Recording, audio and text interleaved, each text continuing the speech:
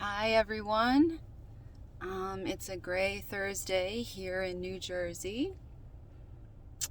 I was thinking earlier today about something that I have learned through the course of my own life and my own experiences, and that I've relearned and revisited an awareness of through other people that I've met in my life as well along my journey.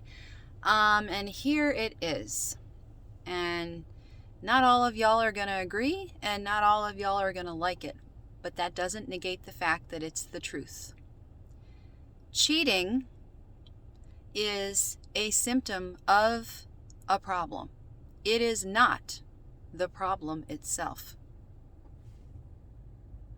Let that sink in. Cheating, being cheated on, it's a symptom of a problem.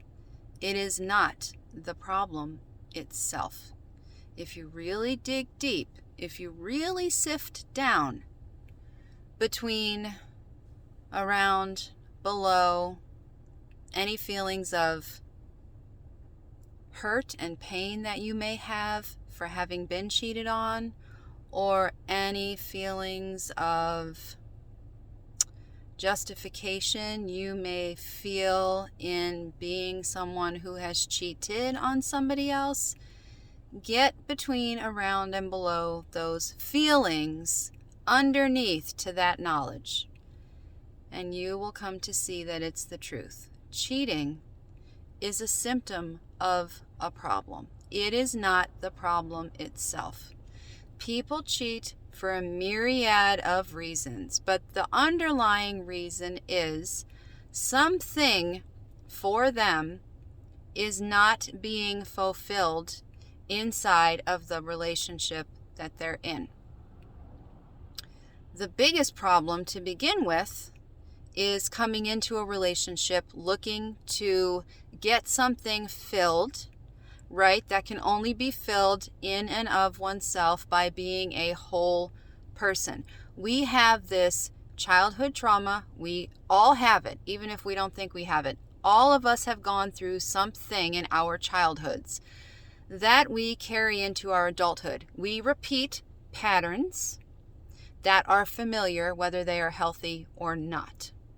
So, because of that very human tendency, we get into these relationships where we're looking for a sense of fulfillment by being in the relationship and thinking that the other person is the only way we can get that sense of fulfillment. That is why we go through relationship after relationship after relationship, or we invest all of our emotion into our children, and then they grow up and move out and we find out there's no marriage left.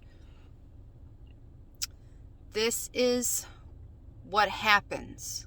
We go through trauma, we don't heal from it, and then we get ourselves involved in relationships trying to fill whatever void, whatever gap, to heal whatever pain, whatever wound we're carrying from our childhoods that weren't tended to before we got in that relationship.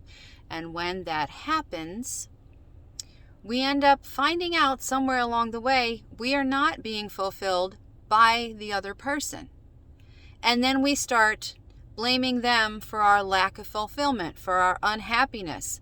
I know you've heard it said so many times, well, you have to be happy within yourself before you can be happy in a relationship. And that's true, but it's been said so many times, I think people get numb to it. You got to rethink that.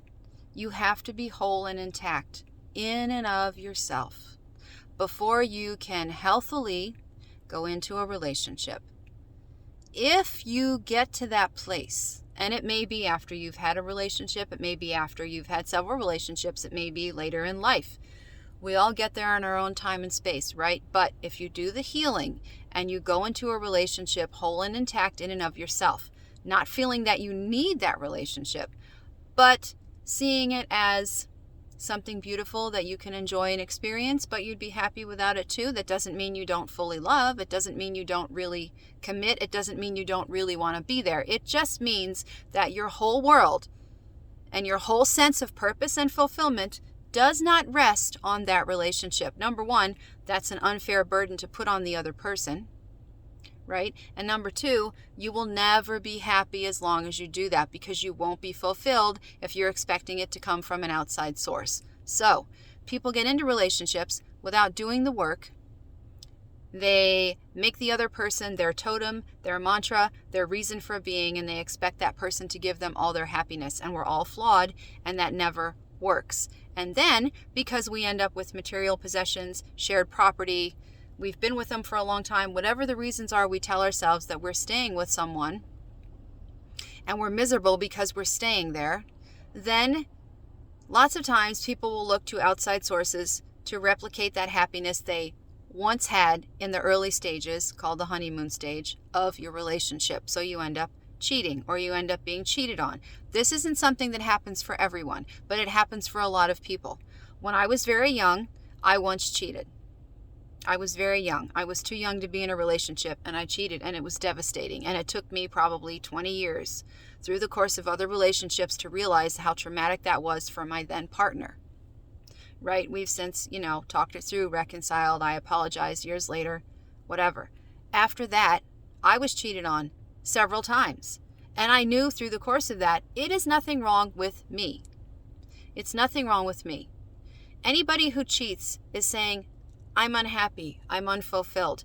Cheating is a symptom of a problem. It is not the problem itself. Well, we broke up because he cheated. No, he cheated because you have problems in your relationship that you're not addressing together. In any relationship, there's you, the other person, and the relationship.